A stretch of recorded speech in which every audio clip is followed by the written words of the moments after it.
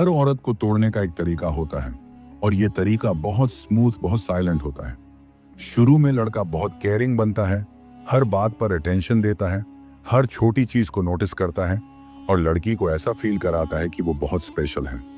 लड़की जब धीरे धीरे इमोशनली अटैच्ड होने लगती है, जब उसे लगता है कि अब वो किसी सेफ जगह पर है, तभी गेम बदलना शुरू होता है। पहले जो हर बात पर मैसेज करता था, वो अब सीन पर छोड़ने लगता है। जो हर समय कॉल करता था, अब बिजी होने के बहाने बनाने लगता है। और जो हर छोटी बात पर पूछता था, आर यू ओके, अब वही कहता है, तुम ही बताओ मुझे क्या करना चाहिए। लड़की सोचती है कि शायद उससे ही कोई गलती हो रही है। वो खुद को ब्लेम करती है, वो खुद को चेंज करने की कोशिश करती है ताकि वो वापस पहले जैसा प्यार मिल जाए। लेकिन असल में गलती उसकी नहीं होती, गलती उस पैटर्न की होती है जिसे आज की डेटिंग साइकोलॉजी नॉर्मल बना चुकी है।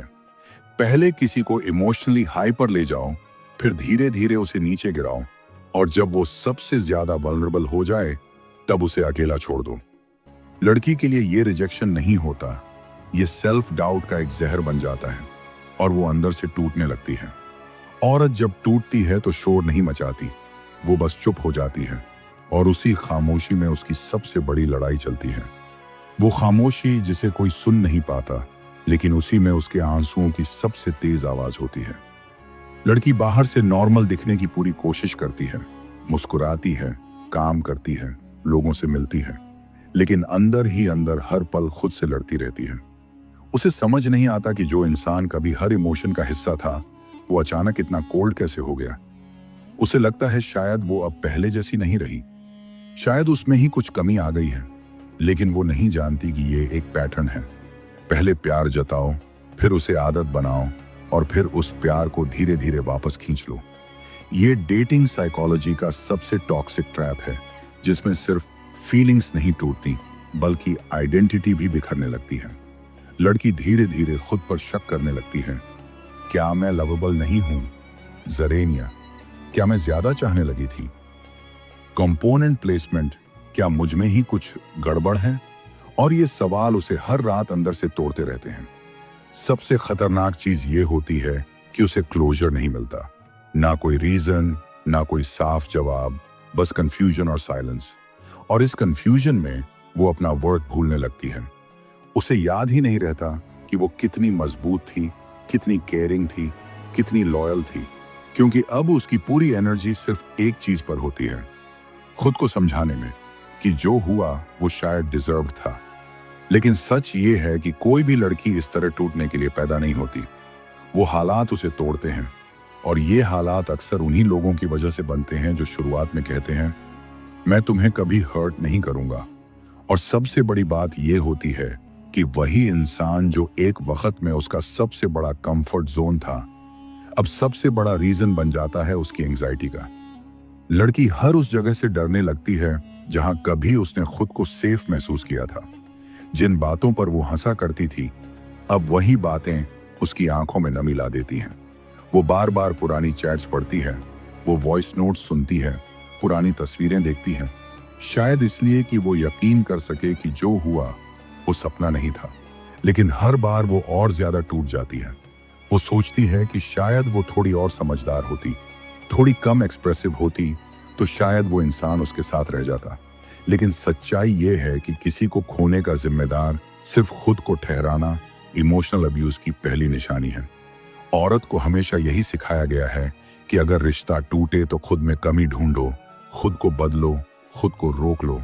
लेकिन कभी ये नहीं बताया गया कि हर बार वो गलत नहीं होती। कई बार वो इंसान ही गलत होता है, लेकिन इतनी सफाई से खेलता है कि लड़की खुद को ही कटघरे में खड़ा कर देती है। ये माइंड गेम धीरे धीरे उसकी सेल्फ एस्टीम को खत्म कर देता है। वो लोगों से दूर होने लगती है, उसे डर लगने लगता है किसी पर फिर से ट्रस्ट करने में। और यही साइकोलॉजी है इस टूटन की। उसे तोड़ दो, लेकिन ऐसे कि वो खुद को ही गुनहगार समझे। लड़की को ऐसा बना दो कि अगली बार वो किसी से जुड़ने से पहले 10 बार सोचे, खुद को रोक ले, दिल की आवाज दबा दे। और यहीं से एक कॉन्फिडेंट लड़की एक ओवरथिंकर बन जाती है। वो लड़की जो पहले हर बात खुलकर कहती थी, अब हर बात दिल में छुपा लेती है। उसे डर लगने लगता है कि अगर उसने फीलिंग्स जाहिर की तो शायद फिर से वही होगा। पहले प्यार मिलेगा, फिर नजरअंदाज किया जाएगा। उसे लगता है कि अब किसी को भी अपनी सच्चाई दिखाना खतरे से खाली नहीं है, इसलिए वो फेक स्माइल पहन लेती है और स्ट्रॉन्ग दिखने का नकाब ओढ़ लेती है, लेकिन अंदर से वो टूट चुकी होती है। और सबसे तकलीफदेह बात यह होती है कि वो चाह कर भी किसी से ये सब कह नहीं पाती, क्योंकि लोग कहते हैं मूव ऑन कर लो, इतना क्यों सोचती हो, तुम तो स्ट्रांग हो। लेकिन कोई ये नहीं समझता कि इमोशनल पेन का कोई स्टॉप वॉच नहीं होता। कोई ये नहीं समझता कि दिल को समझाने के लिए दिमाग के लॉजिक काफी नहीं होते। औरत जब किसी को दिल से चाहती है तो वो सिर्फ उसका टाइम या अटेंशन नहीं लेती, वो अपने अंदर की एक पूरी दुनिया उस इंसान को सौंप देती है। और जब वही इंसान उस दुनिया को तोड़ देता है तो सिर्फ दिल नहीं टूटता, ट्रस्ट टूटता है, फेथ टूटता है, और सबसे ज्यादा खुद से जुड़ी पहचान टूटती है। और फिर वो लड़की वही नहीं रहती जो पहले थी। उसके लाफ में अब वेट होता है, उसकी खामोशी में कहानियां होती हैं, उसकी आंखें अब मुस्कुराती नहीं, बस छुपाना जानती हैं। और ये सब धीरे धीरे होता है, इतने धीरे कि कभी कभी वो खुद भी नोटिस नहीं कर पाती कि वो कब अपनी ही पर्सनालिटी से दूर होती चली गई। क्योंकि हर टूटने के बाद एक दौर आता है जहां लड़की खुद से सवाल करना छोड़ देती है और बस जीने की एक्टिंग करने लगती है। वो अपना पेन नॉर्मलाइज कर देती है, जैसे कि ये तो सबके साथ होता है, जैसे ये तो रूटीन है। लेकिन कहीं ना कहीं उसके अंदर एक आवाज अब भी जिंदा होती है, जो चीख कर कहती है तू ऐसी नहीं थी, तू इससे बेहतर थी। यही वो मोड़ होता है जहां से हीलिंग की शुरुआत होती है। धीरे धीरे वो लड़की आईने में फिर से खुद को देखने की कोशिश करती है, उन चीजों को करने लगती है जो उसे कभी खुशी देती थी। अकेले कैफे जाना, बारिश में भीगना या खुद के लिए कुछ खरीदना, ये छोटी छोटी चीजें उसे याद दिलाने लगती हैं कि उसकी खुशी किसी और के वैलिडेशन पर डिपेंड नहीं करती। अब वो किसी से प्यार करने से पहले खुद से प्यार करना सीख रही होती है। वो समझने लगती है कि जिस इंसान ने उसे छोड़ा, उसकी वैल्यू उस लॉस से कहीं छोटी थी जो उसने किया। उसे ये समझ आने लगता है कि किसी के चले जाने से उसकी वर्थ कम नहीं हो जाती, बल्कि वो खुद से और गहराई से जुड़ने का मौका बन जाता है। और यहीं से वो लड़की जो कभी खुद से सवाल करती थी, अब खुद से वादा करती है कि चाहे कोई आए या जाए, अब वो खुद को कभी किसी के हाथों टूटने नहीं देगी। अब वो पहले खुद को पूरा करेगी, फिर किसी और को स्पेस देगी। अब वो सिर्फ प्यार नहीं ढूंढेगी, वो रिस्पेक्ट और इमोशनल सेफ्टी की पहचान करेगी। अब अगर कोई आएगा तो उसे लड़की के पूरे होने से डर नहीं लगना चाहिए, उसे उसकी उड़ान में साथ उड़ने का हौसला होना चाहिए। क्योंकि अब वो लड़की सिर्फ किसी की गर्लफ्रेंड या लव इंटरेस्ट नहीं बनना चाहती, अब वो खुद की कहानी की हीरोइन बनना चाहती है। अब वो किसी के मैसेज का इंतजार नहीं करती, अब वो खुद से सवाल नहीं करती कि मैं काफी क्यों नहीं थी, क्योंकि अब उसने समझ लिया है कि जिसे जाना होता है वो जाता है, चाहे तुम कितनी भी सच्ची हो। अब वो लड़की अपनी एनर्जी उन लोगों पर नहीं खर्च करती जो बस उसके अच्छे वक्त के दोस्त थे। अब वो उन जख्मों को बार बार नहीं छूती जो भरने लगे हैं। अब वो अपनी हंसी को दोबारा असली बना रही है। अब वो अपनी आंखों से शर्म नहीं छुपा रही। अब वो अपनी स्टोरी को कमजोरी नहीं मानती, वो उसे ताकत बना चुकी है। अब जब कोई उससे पूछता है तुम इतनी चुप क्यों हो गई हो, तो वो बस मुस्कुरा कर कहती है मैं अब सिर्फ वहां बोलती हूं जहां सुना जाए। ये मैच्योरिटी अचानक नहीं आई, इस तक पहुंचने के लिए उसने हर रात अपनी आंसुओं से तकिया भिगाया है, हर सुबह खुद को समेट कर उठाया है और हर दिन खुद को थोड़ा थोड़ा हील किया है। और आज वो लड़की फिर से वही है, लेकिन पहले से कहीं ज्यादा समझदार, कहीं ज्यादा मजबूत। अब वो टूटने से नहीं डरती, क्योंकि अब वो जानती है कि वो खुद को जोड़ना जानती है। अब उसे किसी के आने या जाने से फर्क नहीं पड़ता, क्योंकि अब वो खुद की कंपनी में पूरी है। अब उसकी खामोशी भी एक जवाब है और उसकी आंखों में अब कोई खालीपन नहीं। अब वहां एक चमक है जो ये कहती है मैं फिर से अपनी हूं और इस बार हमेशा रहूंगी। और जब वो फिर से किसी नए रिश्ते की ओर बढ़ती है तो इस बार वो सिर्फ दिल से नहीं, दिमाग से भी चलती है। अब उसे सिर्फ अच्छा बिहेवियर नहीं चाहिए, उसे कंसिस्टेंसी चाहिए। अब उसे सिर्फ आई लव यू सुनना अच्छा नहीं लगता, उसे वो एक्शंस चाहिए जो हर दिन उस लाइन को सच साबित करे। वो अब छोटी छोटी बातों में इशारों को पढ़ सकती है। कौन जेन्युइनली केयर करता है और कौन बस मोमेंट की कंफर्ट ढूंढ रहा है। अब वो सिर्फ इसलिए किसी को एक्सेप्ट नहीं करती क्योंकि वो अकेली है। अब वो तब एक्सेप्ट करती है जब वो देखती है कि सामने वाला उसकी शांति को डिस्टर्ब किए बिना उसका हिस्सा बनना चाहता है। अब वो बाउंड्रीज बनाना सीख चुकी है और उसे गिल्ट नहीं होता किसी टॉक्सिक इंसान को नो कहने में। वो जानती है कि प्यार में स्पेस भी जरूरी होता है, रिस्पेक्ट भी, और सबसे ज्यादा ऑनेस्टी। इस बार जब कोई उसकी जिंदगी में आता है तो वो उसे अपनी पूरी आइडेंटिटी दिखाती है, उसके पास्ट के जख्म, उसकी हीलिंग की कहानी और उसका आज का वर्जन जो टूटकर बना है। और अगर सामने वाला उस पूरे सफर को समझकर भी साथ रहना चाहता है तो अब वो लड़की पीछे नहीं हटती, क्योंकि अब उसे किसी से डर नहीं लगता, ना रिजेक्शन से, ना अकेले रहने से, और ना ही फिर से टूटने से। क्योंकि अब अगर वो टूटेगी भी तो खुद को पहले से ज्यादा मजबूती से जोड़ेगी।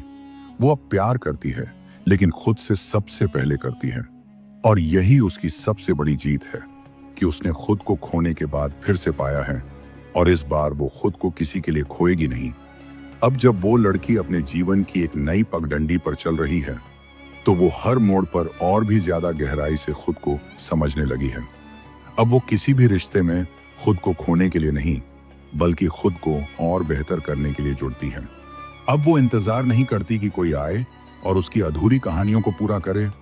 अब वो खुद अपनी अधूरी बातों को लिख रही है। पहले वो वैलिडेशन ढूंढती थी, अब वो पीस ढूंढती है। पहले वो चाहती थी कि कोई उसकी परवाह करे, अब वो खुद अपनी सबसे बड़ी प्रायोरिटी है। वो लड़की अब जान चुकी है कि जब वो खुद से प्यार करती है तो उसे किसी से अप्रूवल मांगने की जरूरत नहीं रहती। अब अगर कोई उसके जीवन में आता है तो उसे उसके हील्ड वर्जन से नहीं, उसकी पूरी जर्नी से प्यार होना चाहिए। अब वो सुपरफिशियल बातों में नहीं उलझती, अब उसे गहराई चाहिए, ऐसा कनेक्शन जो सोल को छुए, न कि सिर्फ चेहरा। और हाँ, कभी कभी वो अब भी रातों में पुरानी बातें याद करती है।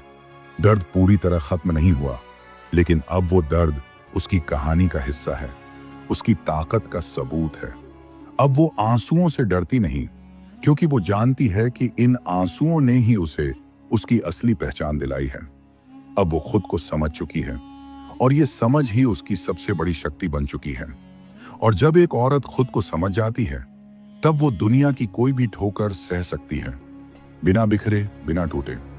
दोस्तों, अगर आज की ये कहानी तुम्हारे दिल में कहीं गहराई तक उतर गई है, अगर ये सिर्फ एक वीडियो नहीं बल्कि तुम्हारा ही बीता हुआ कल लग रहा है, तो एक बात याद रखना, तुम्हारी ये तकलीफ तुम्हारी कमजोरी नहीं है। ये तुम्हारा सबसे बड़ा सबूत है कि तुम टूट कर भी दोबारा खड़ी हो सकती हो। दुनिया कुछ भी कहे, लेकिन जो लोग अपनी रूह की खामोशी में गिरकर फिर से उठते हैं, वो सबसे खूबसूरत इंसान बनते हैं। हर बार जब तुम्हें किसी ने अकेला छोड़ दिया, हर बार जब तुम्हारी आवाज को किसी ने नजरअंदाज किया, हर बार जब तुमने खुद से ही लड़कर खुद को थाम लिया, वो सब तुम्हारी हिम्मत की निशानियां हैं। और ये कहानी सिर्फ एक लड़की की नहीं है, ये हर उस इंसान की कहानी है जिसने बिना किसी शोर के दर्द सहा है, लेकिन फिर भी मुस्कुराया है। दोस्तों, तुम्हारा वजूद किसी की एक्सेप्टेंस से डिफाइन नहीं होता। तुम खुद अपने आप में कंप्लीट हो। और अगर कभी ऐसा लगे कि तुम खो गए हो, तो याद रखना, तुमने खुद को पहले भी पाया है और अब भी पालोगे। लेकिन इस बार फर्क ये होगा कि तुम अब किसी के आने या जाने से नहीं बदलोगे। इस बार तुम खुद से इतना जुड़ जाओगे कि तुम्हें किसी और की अप्रूवल की जरूरत ही नहीं पड़ेगी। तुम फिर से प्यार करोगे, लेकिन सबसे पहले खुद से। और यही मकसद है मोटिव 70M का, तुम्हें तुम्हारे ही अंदर छुपी हुई ताकत से मिलवाना। हम सिर्फ वीडियो नहीं बनाते, हम हर उस खामोश दिल की आवाज बनते हैं जो बस समझा जाना चाहता है। अगर तुम्हें लगता है कि ये सिर्फ मेरी नहीं, हमारी कहानी है, तो अभी इसी वक्त चैनल को सब्सक्राइब करो, ताकि जब भी तुम्हारा हौसला डगमगाए, तुम यहां आकर फिर से खुद को याद दिला सको कि तुम बहुत कुछ झेल चुके हो और अब किसी भी मोड़ पर रुकने वाले नहीं हो। और हाँ, कमेंट में एक लाइन जरूर लिखो, मैं अब खुद को खोने नहीं दूंगी, क्योंकि मैंने खुद को बहुत मुश्किल से पाया है, ताकि हर कोई जाने कि तुम सिर्फ किसी की याद नहीं हो, तुम एक जिंदा कहानी हो। तो दोस्तों, सब्सक्राइब करो मोटिव 70M को और चलो साथ मिलकर अपनी अधूरी आवाज को मुकम्मल बनाते हैं, क्योंकि यहां हम तुम्हें सिर्फ सुनते नहीं, समझते भी हैं। Thank you for trusting your pen and trusting us with it. This is not the end, this is your beginning. Thank you.